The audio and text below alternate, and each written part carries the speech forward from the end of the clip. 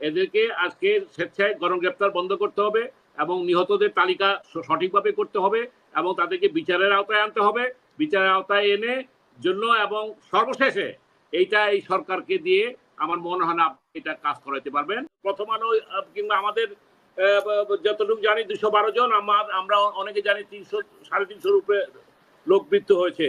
সুতরাং এটার একটা মানে সঠিক সংখ্যা নিরূপণ এবং জাতিসংঘের অধীনে একটা সুষ্ঠু তদন্ত। আপনি এদেশে সরকার পরিবর্তনের কিন্তু হচ্ছে 90-এর একটা ঘটনা আমাদের সামনে আছে, 96-এর একটা ঘটনা সামনে আছে যে কিভাবে পার্লামেন্টে বিল পাস তৈরি করতে হয়। এবং আমরা দেখেছি যে এইসব ঘটনাকে সামনে রেখে এমন একটি সমঝোতা হওয়া দরকার যাতে করে আমরা চাই না কোনো আর রক্তক্ষয়, আমরা চাই একটা রাজনৈতিক সমাধান। রাজনৈতিক এটা এখন রাজনৈতিক ইয়েতে চলে গেছে, কারণ এখন ইচ্ছা করলেও এই 6 সমন্বয়ক, ওই ব্যারিস্টার সারোয়ার, দিলার আপা কিংবা আমরা শিক্ষকরা, আপনি সহ যদি আমরা আবেদন করি আমরা এখন শান্তি চাই, শান্তি ফিরবে না যতক্ষণ পর্যন্ত আমরা একটি রূপরেখা দেব। আমি সেটাই বুঝাতে চাচ্ছি। সেই রূপরেখাটা হলো আগামী দিনের একটি নির্বাচনী ব্যবস্থা। সেই রূপরেখাটা হলো আগামী দিনে যাতে করে এদের যে দাবি, এখন এটা তো 9 দফা থেকে তো ভবিষ্যতে 1 দফার দিকে চলে আসবে এবং 1 দফার দিকে যাচ্ছে। তাহলে এই সরকার যদি যেতে হয় কিংবা পরিবর্তন করতে হয় তার রূপরেখাটা কি, আমি সেটাই বলতেছি।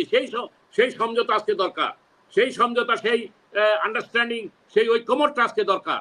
কারণ এই দেশটাকে আমরা চাই না যে আজকে দেখেন শাটডাউন, আর কি সুন্দর তারা কর্মসূচি দিয়েছে এই প্রজন্ম। আমি কিন্তু আপনার সহ কয়েকটা ইয়েতে টকশোতে বলেছি এই প্রজন্ম রাজনীতিতে ইন্টারেস্টেড না, কিন্তু তারা রাজনীতি ইন্টারেস্টেড না হলেও তারা যে এত কিছু চিন্তা করে, এত কিছু তারা মেধা মননের তারা পরিচয় দিয়েছে এবং তারা সেই ভবিষ্যৎ আমরা গর্ব করতে পারি, অহংকার করতে পারি এই প্রজন্মকে নিয়ে, যারা ভবিষ্যতের ডিসি, এসপি, যারা ভবিষ্যতের রাজনীতিবিদ, যারা ভবিষ্যতের প্রধানমন্ত্রী, রাষ্ট্রপতি, এদের মধ্য থেকে তৈরি হবে। সুতরাং আমরা মনে করি যে আমরা যাতে করে এদেরকে আজকে স্বেচ্ছায় গণগ্রেপ্তার বন্ধ করতে হবে এবং নিহতদের তালিকা সঠিকভাবে করতে হবে এবং তাদেরকে বিচারের আওতায় আনতে হবে। বিচারের আওতায় এনে জন্য এবং সর্বশেষে এইটা এই সরকারকে দিয়ে আমার মনে হয় না এটা কাজ করাতে পারবেন। আমি সেই কারণে বলছি একটা সমঝোতা বলতে একটা কি জাতীয় ঐক্যমত তো হয় না। আমি যে কারণে বললাম যে একটা আন্ডারস্ট্যান্ডিং, একটা রূপরেখা, how to resolve this problem, ছাত্রদের দাবিটা কিভাবে মানা যায় এবং দাবিটা মানতে গিয়ে তার প্রক্রিয়াটা কি, এবং সেই প্রক্রিয়াটার ব্যাপারে একটা রাজনৈতিক সমাধান হইতে হবে। আমি এটাই বুঝাতে চাচ্ছি। এবং আমার মনে হয় যে আমরা আগামী দিনের বাংলাদেশকে আমরা গড়ে তুলি, কারণ দেশটাকে আমরা কোনোভাবে অকার্যকর হতে দিতে পারি না। দেশটাকে ভবিষ্যতে যাতে কোনো রকম কোনো বিশৃঙ্খলা না হয় সেদিকে লক্ষ্য রেখে আমরা ছাত্রদের যে দাবি, সেই দাবিকে আমরা যাতে বাস্তবায়ন করতে পারি এবং মুক্তিযুদ্ধের চেতনা যে বৈষম্য বিরোধী আন্দোলন করছে, বৈষম্যের বিরুদ্ধে আমরা অবস্থান নেব, এটাই আমার প্রত্যাশা করছি। আসতে চাই আমি সমঝোতা বলতে এখানে প্রথম কন্ডিশন হলো কারফিউটা অবশ্যই অবিলম্বে আপনার প্রত্যাহার করে ফেলতে হবে এবং এই গণগ্রেপ্তার এবং গ্রেপ্তার বাণিজ্য উইদাউট এনি হেসিটেশন এটাকে মানে বন্ধ করতে হবে। এই সরকার কয়দিন আছে নাই, যদিও আজকে দিলার আপা তত্ত্বাবধায়ক সরকারের কথা নিয়ে আসছেন, আমাদের বলছেন অন্য সরকার, এই জিনিসটা এখন এই সরকার তো আমি মনে করি Sheikh Hasina is not the last prime minister of Bangladesh. পরিবর্তন অবশ্যম্ভাবী, পরিবর্তনের জন্য দরকার নবজাগরণ, সেই জাগরণ হয়ে গেছে, কিন্তু তার আগে কিছু হোমওয়ার্ক করতে হবে। সেই হোমওয়ার্কটা কি? আজকে এটা প্রমাণিত হয়েছে যে আজকে যে কথাটা ওরা বলছে জামাত শিবির অনুপ্রবেশ করে হত্যাযজ্ঞ এবং ধ্বংসযজ্ঞ চালাইছে, এইটা প্রমাণ করতে হবে সরকারকে।